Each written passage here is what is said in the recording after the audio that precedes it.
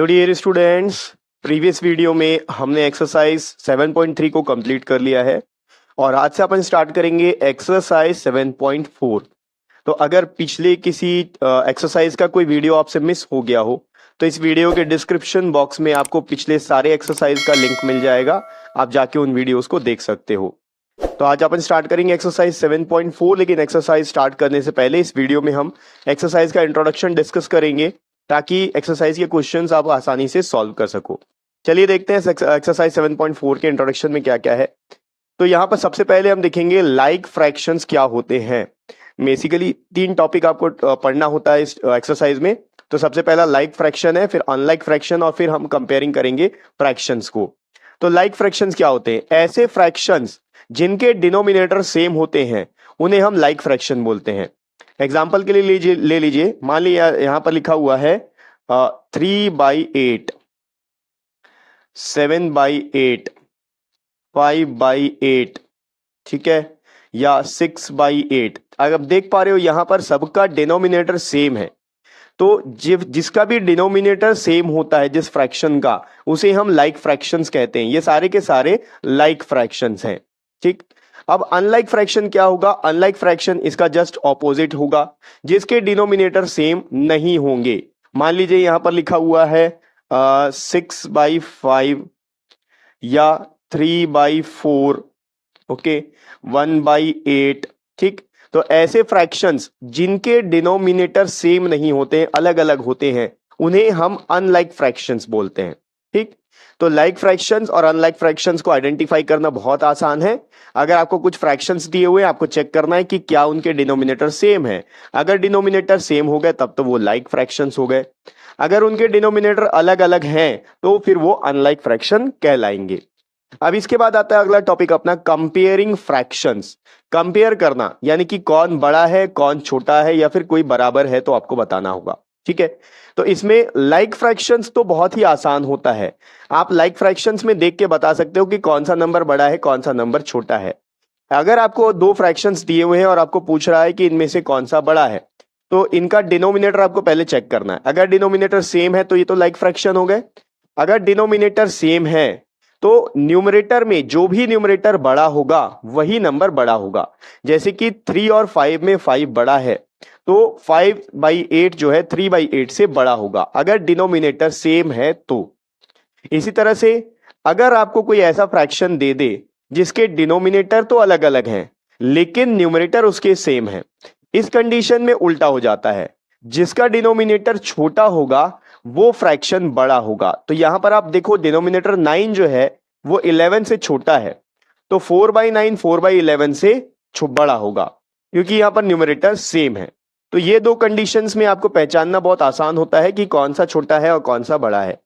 लेकिन अगर आपको कोई ऐसा फ्रैक्शन दे दे जिसके ना तो न्यूमरेटर इक्वल है ना डिनोमिनेटर, यानी कि न्यूमरेटर भी अलग अलग है और डिनोमिनेटर भी अलग अलग है, इस कंडीशन में हमें इनके डिनोमिनेटर का एलसीएम निकालना होता है और उसके बाद उसे हम लाइक फ्रैक्शन बनाते हैं। फिर हम बता पाते हैं कि इन दोनों में से कौन छोटा है और कौन बड़ा है। करते कैसे हैं? यहां देखिए 2 का डिनोमिनेटर 3 है और 3 का डिनोमिनेटर 4 है, तो 3 और 4 का हम पहले एलसीएम निकाल लेंगे।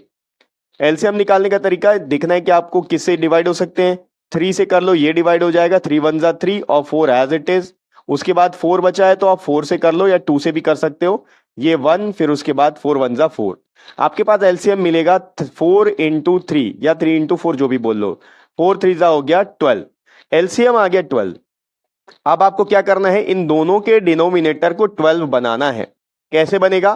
तो पहले तो मैं यहां लिख लेता हूं 2/3। अब डिनोमिनेटर को अगर 4 बनाना है, सॉरी 12 बनाना है, तो मैं किससे इंटू करूंगा? 4 से, क्योंकि 3 के टेबल में जो 12 है वो 4 टाइम्स में आता है। जो भी इन दोनों का एलसीएम आ रहा है उस एलसीएम से कंपेयर करते जाना है आपको डिनोमिनेटर को, और डिनोमिनेटर को आपको एलसीएम के बराबर बनाना है मल्टीप्लाई करके। अब यहां पर जब आप डिनोमिनेटर में 4 से मल्टीप्लाई कर रहे हैं तो न्यूमरेटर में भी सेम नंबर से मल्टीप्लाई करना होता है। तो ये बन जाएगा 2 4 जा 8 डिवाइडेड बाई 3 4 जा 12। तो अब 2/3 का जो इक्विवेलेंट फ्रैक्शन है वो 8/12 है, क्योंकि हमने न्यूमरेटर और डिनोमिनेटर दोनों जगह 4 से ही मल्टीप्लाई किया है, ठीक है। अब यहां पर दूसरा जो नंबर है, इस दूसरे नंबर को पकड़ लो, 3/4 है, तो आप देखो 4 3/4, 4 में ऐसा क्या मल्टीप्लाई करोगी कि वो 12 बन जाएगा? 4 में 3 मल्टीप्लाई करने पर 12 बन जाता है, तो इसी 3 को हम न्यूमरेटर में भी मल्टीप्लाई कर देंगे। अब ये जो नंबर है बन जाएगा 9/12। ठीक, तो मैं यहां लिख लेता हूं 8, इसका इक्विवेलेंट फ्रैक्शन 8/12 आ रहा है और इसका इक्विवेलेंट फ्रैक्शन आ रहा है 9/12। अब देखो 9/12 और 8/12 मैं अलग लिख लेता हूं ताकि कंफ्यूजन ना हो, 8/12 और 9/12।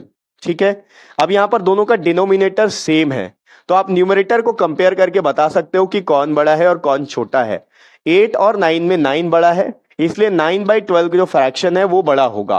अब 9/12 एक्चुअली किसका वैल्यू है, किसका इक्विवेलेंट फ्रैक्शन है? 3/4 का। इसका मतलब जो 3/4 है वो 2/3 से बड़ा होगा। ठीक, तो इसी तरीके से जब आपको ऐसा कोई फ्रैक्शन दे दे जहां न्यूमरेटर और डिनोमिनेटर अलग अलग हो, तो उनके डिनोमिनेटर का पहले आप एलसीएम निकाल लेंगे, फिर जो एलसीएम है उस एलसीएम से इनके डिनोमिनेटर को कंपेयर करके उसके बराबर करना है, ताकि जो दोनों फ्रैक्शंस है वो लाइक फ्रैक्शन बन जाए। अब आप देखो यहां पर ये जो 8/12 और 9/12 है, इनका डिनोमिनेटर सेम हो गया, और जब डिनोमिनेटर दो फ्रैक्शन का सेम हो गया तो उन्हें हम लाइक फ्रैक्शन बोलते हैं। और लाइक फ्रैक्शन को कंपेयर करना बहुत आसान होता है, उनके जो न्यूमरेटर हैं उनको देखना है कि कौन बड़ा है कौन छोटा है, जिसका न्यूमरेटर बड़ा होगा वही फ्रैक्शन बड़ा होगा। ठीक है, तो इसी तरह के क्वेश्चंस को हमें एक्सरसाइज में सॉल्व करना है। ये सारे पॉइंट्स आप ध्यान से देख लीजिए। नेक्स्ट वीडियो में हम एक्सरसाइज को स्टार्ट करेंगे, नेक्स्ट वीडियो से हम क्वेश्चंस को लेना स्टार्ट करेंगे एक्सरसाइज के, और नेक्स्ट वीडियो का लिंक आपको इसी वीडियो के डिस्क्रिप्शन बॉक्स में मिल जाएगा।